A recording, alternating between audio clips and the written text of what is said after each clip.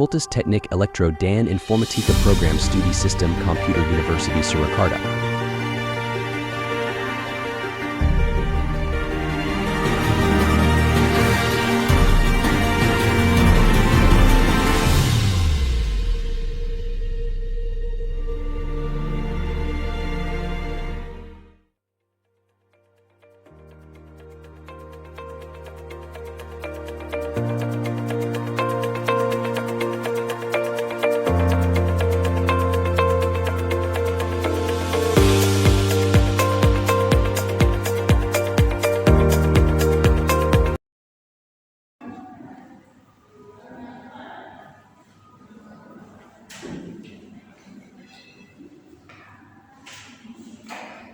Baik, sebelum kita mulai, Assalamualaikum warahmatullahi wabarakatuh. Waalaikumsalam. Apa kabar adik-adik? Baik. Ya baik, sebelum perkuliahan mata kuliah sistem digital dimulai, kita awali berdoa terlebih dahulu untuk keyakinan masing-masing. Semoga dalam pembelajaran nanti kita mendapatkan manfaat dalam pembelajaran sistem digital. Untuk berdoa, mulai.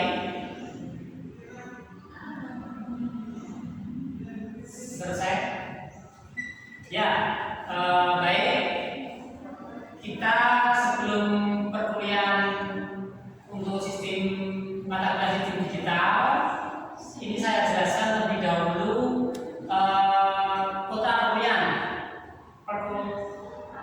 kuliah sudah.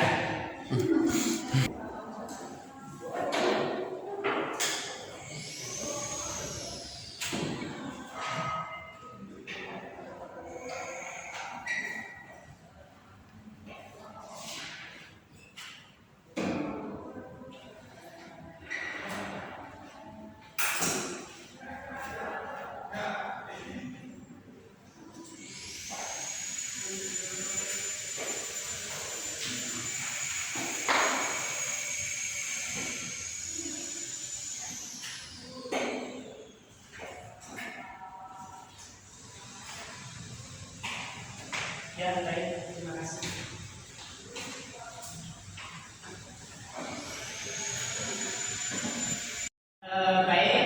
Di sini akan saya jelaskan terlebih dahulu mengenai kontrak perkuliahan atau yang kita sebut dengan RPS, rencana pembelajaran semester.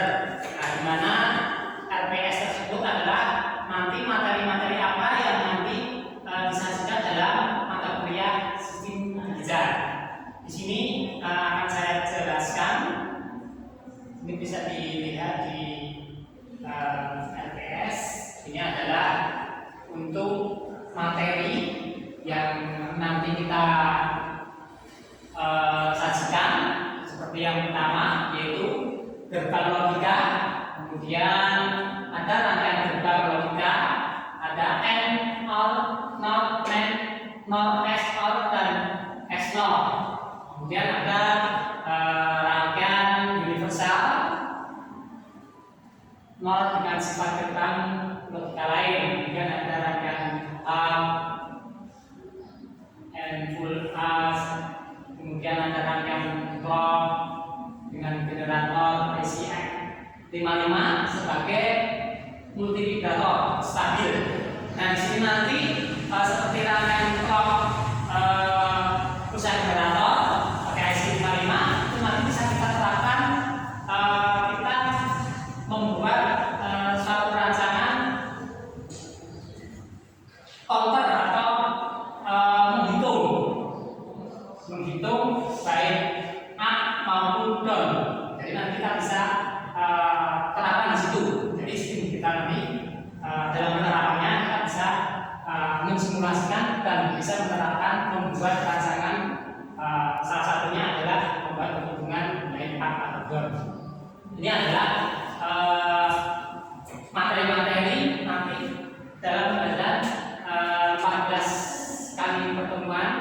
Ini materinya untuk sistem digital. Nah, sekian pertemuan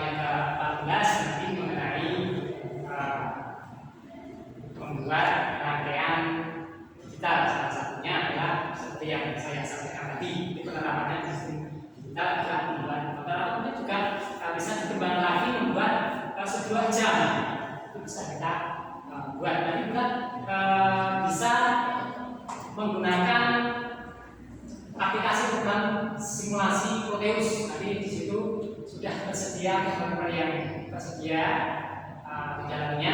Juga kita penerapannya hasil dari materi-materi yang sudah kita jelaskan tadi. Terus kemudian untuk penilaian, nah di sini untuk penilaian di sini ada partisipasi. Nah, untuk partisipasi nilainya 10% seperti untuk absensi. Terus kemudian ada penilaian hasil proyek itu nanti disajikan setiap per materi yang dijelaskan per pertemuan.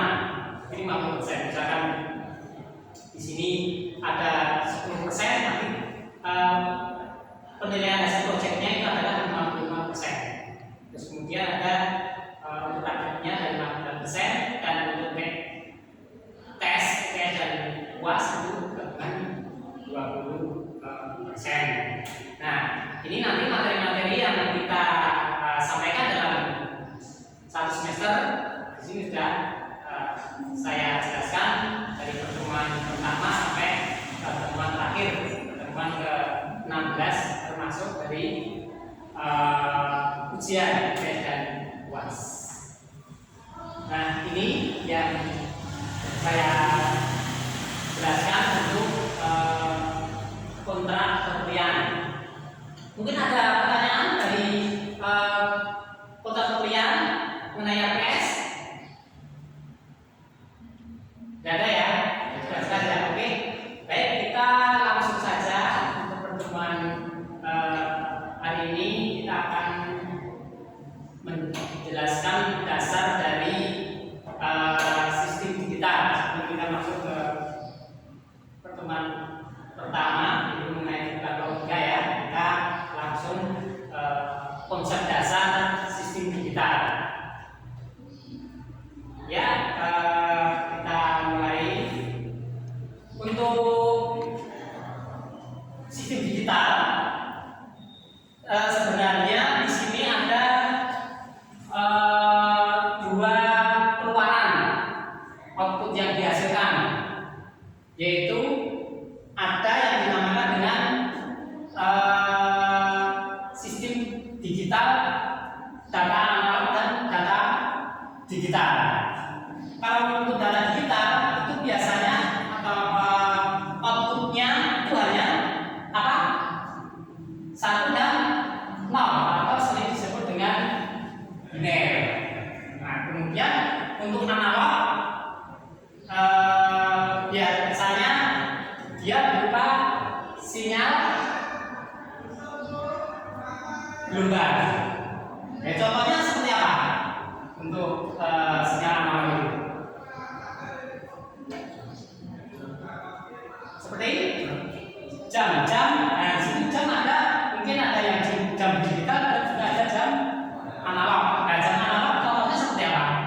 Seperti jam dinding yang ada jarum. Kemudian jam kita yang ditampilkan melalui bentuk angka. Nah, di sini ini salah satu contoh dari penerapan atau aplikasi yang ada di sistem digital dan sistem analog. Ini adalah sistem analog kita langsung ya. Ini ada sistem digital dan sistem analog. Nah, di sini kita lihat salah satu contoh bentuk sinyal dari sistem analog, bentuk sinyal. Nah, di sini kita lihat ini ada sinyal analog. Terus kemudian ada yang dinamakan dengan sistem digital. Nah, di sini kalau sistem digital yaitu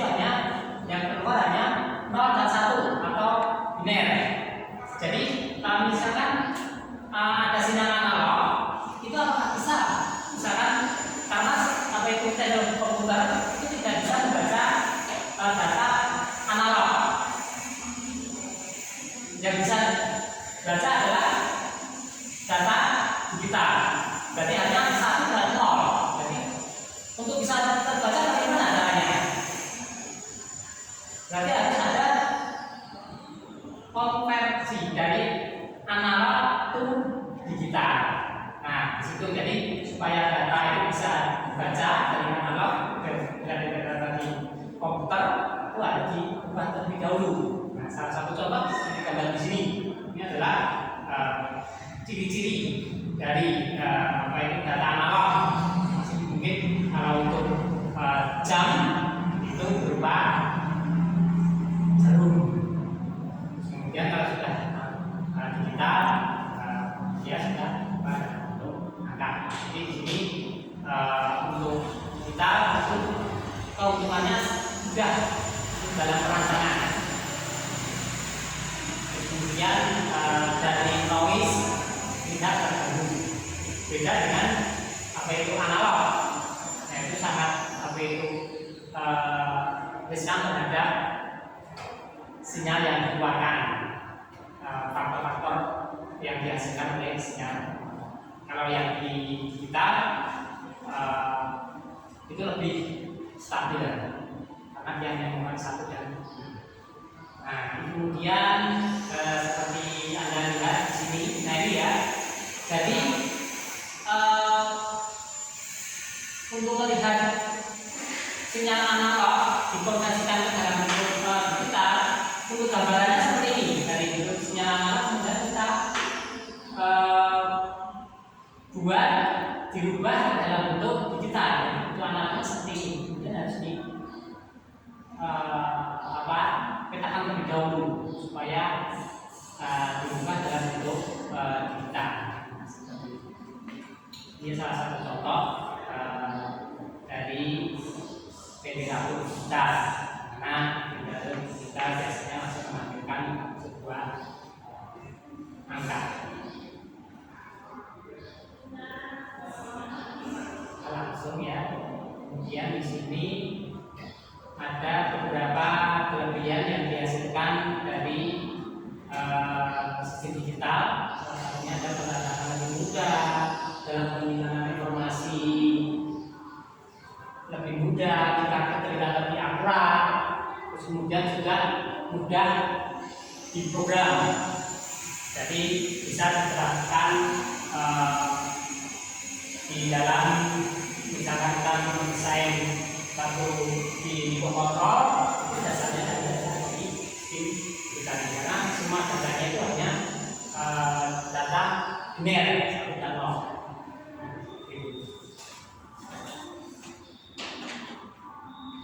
Nah ini adalah untuk yang kekurangannya itu sudah ada beberapa kekurangan yang ada di sistem digital. Jadi di sini sistem digital itu memang harus membutuhkan suatu peralatan. Artinya apa? Peralatan yang untuk mengubah dari data analog ke digital.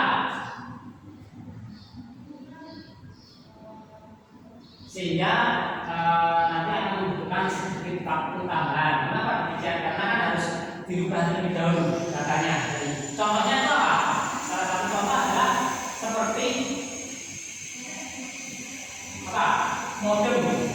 Nah, modem itu misalkan mungkin teknologi yang masih menggunakan kabel,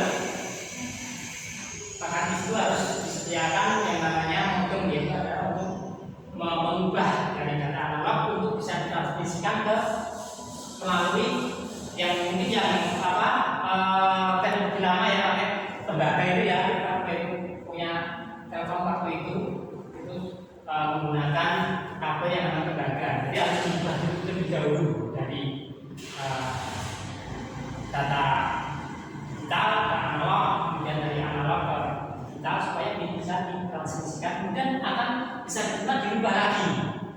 Nah itu mungkin salah satu contoh yang digunakan pada sistem telekomunikasi. Nah seperti itu. Oke, dari sini mungkin ada yang perlu ditanyakan, silakan.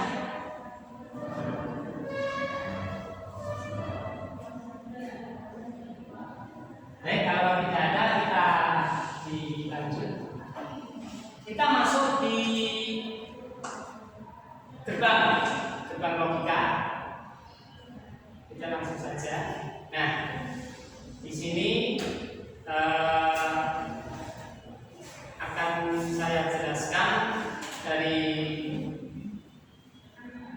gerbang logika.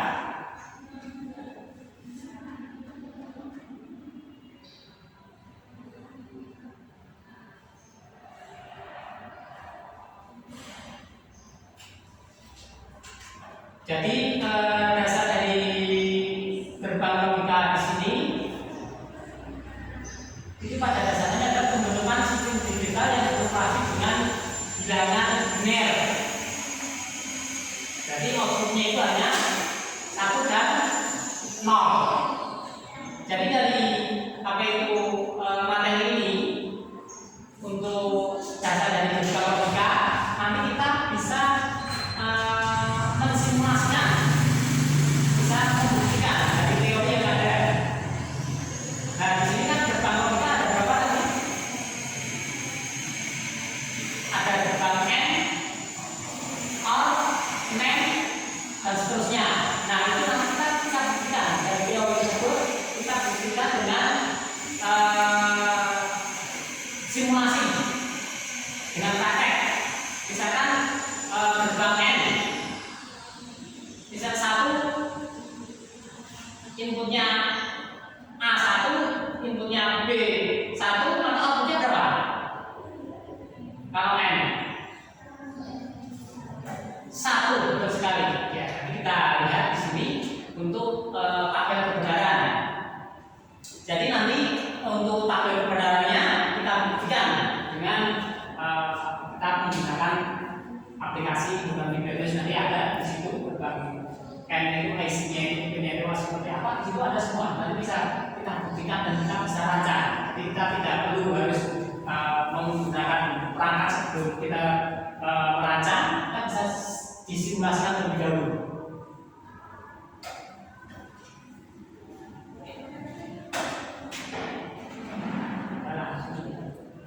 Nah di sini dasar pembentukan sistem digital dari sebuah dioda.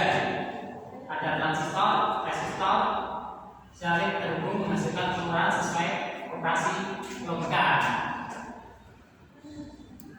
Kemudian, nah ini ada variabel tabel, ini dua kemungkinan 0 dan 1.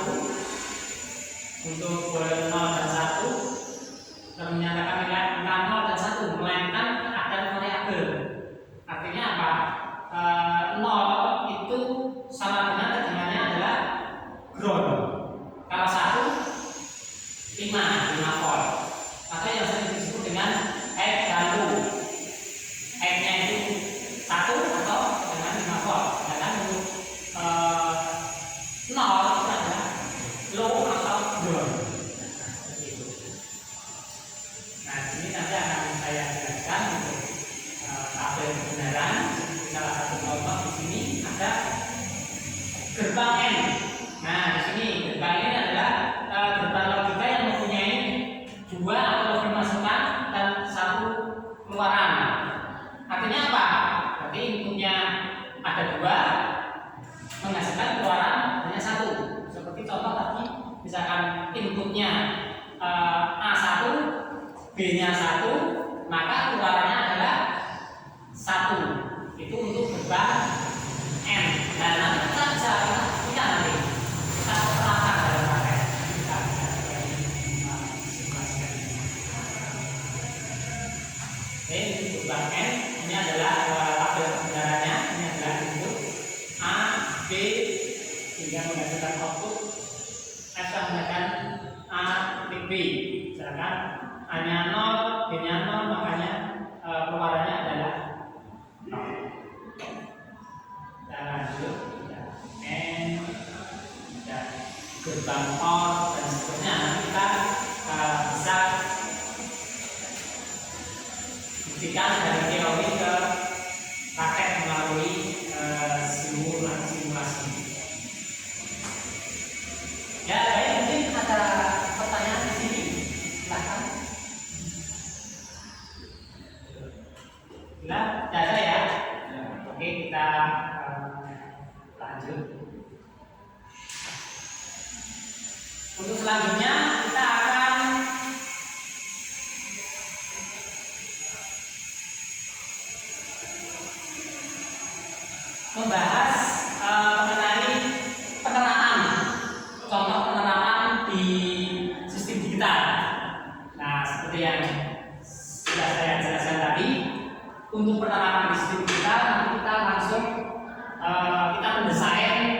satu angka yang bisa menambahkan atau disebut dengan counter, baik up atau down. Terus kemudian di situ komponennya itu apa saja yang dibutuhkan. Nah, tentunya di situ nanti ada yang disebut dengan clock untuk menghasilkan apa itu angka atau memulai angka bergerak baik up atau down. Ini salah satu contoh mungkin di sini nanti akan kita lihat. Nah, ini salah satu contoh nanti bisa kita praktekkan, bisa kita simulasikan terlebih dahulu sebelum kita merakit. Nah, di sini ada IC SN7448, kemudian ada IC 7490 dan ada satu segmen. Ini adalah satu segmen yang menampilkan satu angka. Untuk SN7448 itu fungsinya adalah untuk mengubah dari nilai-nilai ke desimal. Seperti tadi misalkan untuk nilai 100 maka dikonversikan ke 748 menjadi nilai 1. Jadi nanti fungsi dari SN7448 di sini nanti akan untuk menampilkan bentuk desimal. Inputnya ini ya, inputnya itu pada kaki 6, 2, 1, 7 dari keluaran 7490. Misalkan di sini inputnya dikasih 0, 0, 0, 0, 0, maka dia akan merubah bentuk desimal, keluarannya adalah 0. Nah, seperti itu. Kemudian untuk bisa merubah perpindahan misalkan dari 0, kemudian 1, 2 dan seterusnya baik up dan down itu berdasar dari clock. Maka clock harus diaktifkan. Jadi clock di sini bisa berupa multivibrator. Nanti akan secara otomatis dia akan apa itu mendriver atau apa itu men-trigger bahwa ada jumlah bentuk untuk menghitung baik up atau down. Nah, itu. Ini adalah salah satu bentuk rangkaian dari untuk menghitung angka baik up atau down. Ini adalah. Nah, sekarang kita bisa langsung simulasikan, kita praktekkan bagaimana prinsip kerja dari rangkaian tersebut. Nanti kita sebelum merancang menggunakan hardware, kita bisa simulasikan terlebih dahulu melalui aplikasi yang kita pakai, yaitu menggunakan Proteus. Salah satu contoh nanti kita langsung bisa kita mulai untuk penerapan penghitungan atau counter dari 0 sampai angka yang kita tentukan. Kita menggunakan terlebih dahulu aplikasi yang kita pakai. Nah, ini adalah dalam penerapannya nanti untuk menghitung atau naik maupun turun, kan 0, 1, 2, 3 dan seterusnya. Nah, di sini adalah komponen IC yang dibutuhkan. Di sini sudah ada semua di library Proteus. Nanti kita ambil dan kita pakai. Nah, ini adalah clocknya di sini. Kalau ini adalah seperti yang saya jelaskan tadi. Ini adalah clocknya ini. Ini saya buat clocknya secara otomatis karena di sini sudah tersedia untuk clock generatornya. Sebenarnya kalau simulasi ini bisa kita ambilkan di clock secara otomatis, tapi kalau kita merancang dengan hardware, kita harus membuat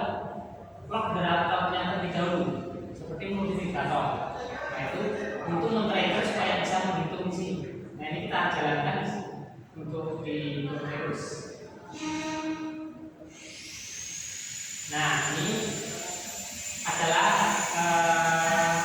hasil simulasi untuk menghitung.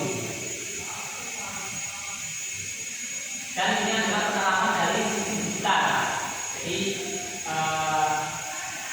materi-materi yang sebelumnya kita pelajari seperti gerbang logika, Anda sudah paham di situ, kemudian bisa Anda terapkan penggunaannya itu seperti apa. Nah, ini salah satunya kita gunakan atau kita terapkan untuk membuat satu rangkaian counter. Jadi di sini bisa tinggal ditambahkan misalkan kita berapa digit, 2 digit, 3 digit, 4 digit, seterusnya. Tinggal kita tambahkan saja. Untuk next yang dilakukan di sini sudah tersedia, tinggal kita ambil. Nah, ini adalah salah satu contoh nanti penerapannya. Jadi dalam sistem digital, materi-materi yang kita pelajari dalam 14 kali pertemuan dan materi yang sudah disajikan di RPS tadi, kita bisa menerapkan teori-teori yang ada tadi ke dalam. Salah satu contoh adalah counter. Itu bisa dikembangkan lagi, kita membuat jam. Ada detik, ada menit, ada jam. Nah, itu bisa kita terapkan di situ. Oke, dari sini mungkin ada yang perlu ditanyakan, silakan.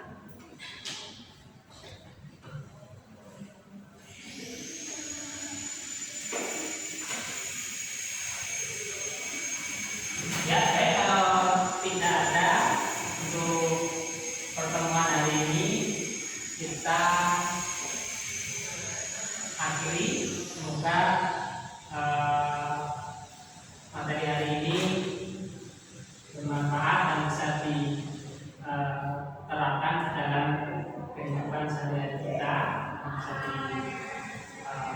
dipakai, bisa dimanfaatkan di dunia industri, di rumah tangga. Itu sistem digital bisa dimanfaatkan. Oke, saya kira sekian.